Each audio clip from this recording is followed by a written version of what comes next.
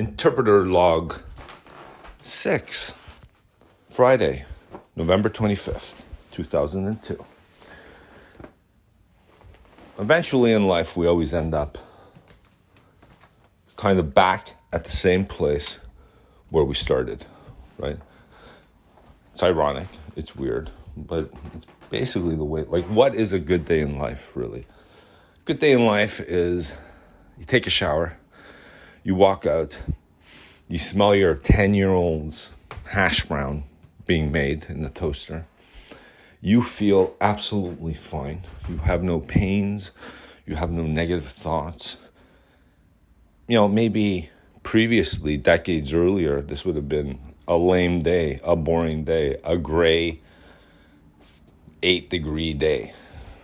But instead, you realize that this lame, boring, gray 8-degree day is so typical, yet so perfect, right? So you leave your house on a day like today and you go to a regularly scheduled doctor's appointment. In one of those, an ambulance. No, you drive yourself there. You feel seemingly fine. You forgot about the MRI you had weeks earlier. And then suddenly you get a bit of news that was not on your radar. Right, exactly.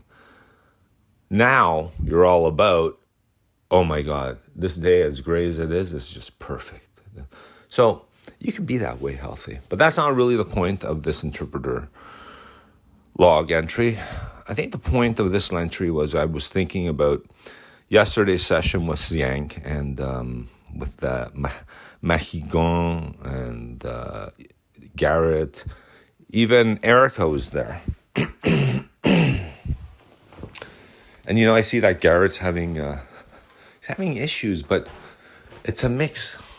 They're comprehension issues and perhaps even language comprehension, like specifically. Well, even the speech yesterday was in French, in English. It wasn't in French.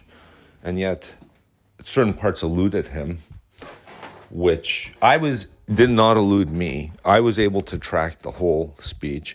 And then I even rendered that part that eluded Garrett. And then also I realized eluded Mahigan. Even a little Xiang, in the sense that she didn't really grasp it. She did, but not totally. But that doesn't matter. She grasped enough that she could interpret it. It eluded these two guys, but I've noticed that pattern in him over and over again. So what are you gonna do? I am an interpreter in love. No, I'm not in love with him, but I'm gonna help him out because I love him.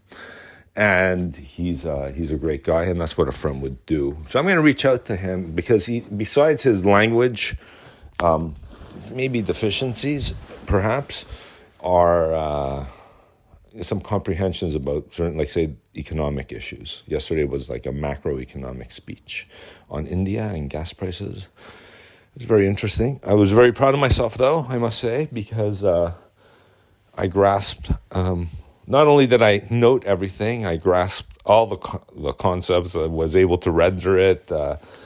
I even rendered a piece in French, the piece that both of them missed. I filled it in, and I did so in French. That made me very happy. And it comes on the heels of a session with Andrew I had also yesterday, but from 4 to 6. Xiang was from 7 to 9, which I was thinking of not actually doing, because I was so bummed out after Andrew's class. Not because of Andrew.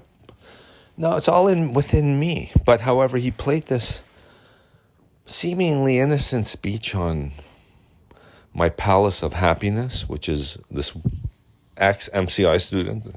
She was an MCI student when she gave the speech, I think, about her yoga practice and how it saved her life. But really, it could drive you crazy and you could hate it. It's kind of nightmarish to practice yoga until you get to a certain point.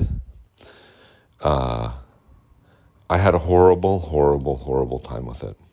Like, I felt remedial, like Andrew was, but what's wrong? And Lisa was there, sitting in, observing this this sadness debacle. Pathetic. But then I walk into Xiang's class barely an hour later, and compared to Andrew's, I killed it. We did the same speech with Andrew in simultaneous, because he wanted to double check that. Who did I let into the program here?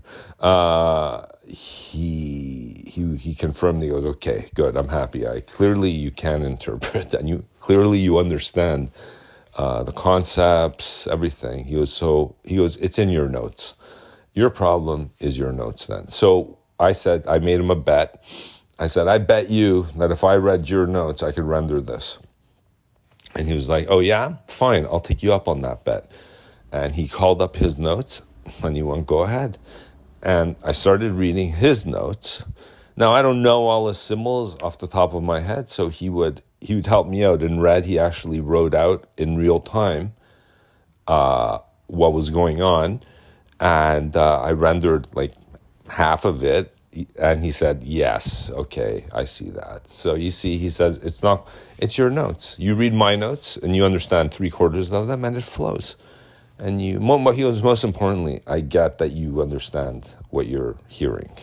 He goes, that's really what we're talking about here. So I'm working on my notes. I'm going to try working on a tablet at the very least so that Andrew could see my flow in real time and seeing what I'm doing in real time.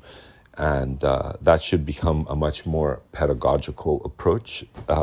It's something I need, actually, because there's something wrong. Because I could definitely do it. I did it. And I could 100% handle very complex concepts, generally speaking. So it befuddles me. What the fuck is going on? Why? So anyways, that's interpreter log number 6 for the Friday morning. About 8 degrees here in Toronto. Gray. Not raining, but wet pavement. All the snow is gone. I'm going to go get an x-ray of my broken foot. But this is like x-ray number 6 since September 3rd. And I haven't been wearing the boot in like 3 weeks now. So I'm expecting for my foot to look different. And if it doesn't, I'll be amazed because I feel a tiny bit of discomfort, but not really.